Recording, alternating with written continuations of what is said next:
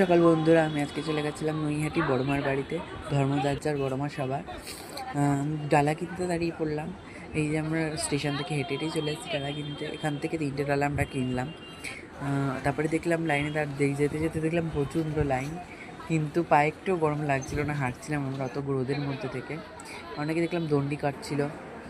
শেষমেশ আমরা বড়মার মন্দিরে পৌঁছে গেলাম। এই যে দেখতেই পাচ্ছ বড়মাকে। অনেকে ডালা নিয়ে এসছে, আমরা তো সামনেই এগিয়ে এলাম ডালা নিয়ে, কেন সামনে কোনো লাইন ছিল না। জয় বড়মা। এইটুকুই আজকে তোমাদের জন্য। সকাল বন্ধুরা, আমি আজকে চলে গেছিলাম নৈহাটি বড়মার বাড়িতে, ধর্মযাত্রার বড়মা সভা। ডালা কিনতে দাঁড়িয়ে পড়লাম। এই যে আমরা স্টেশন থেকে হেঁটে হেঁটেই চলে এসেছি ডালা কিনতে। এখান থেকে 3টে ডালা আমরা কিনলাম। তারপরে দেখলাম লাইনে যেতে যেতে দেখলাম প্রচণ্ড লাইন, কিন্তু পায়ে একটু গরম লাগছিল না, হাঁটছিলাম আমরা অত রোদের মধ্যে থেকে।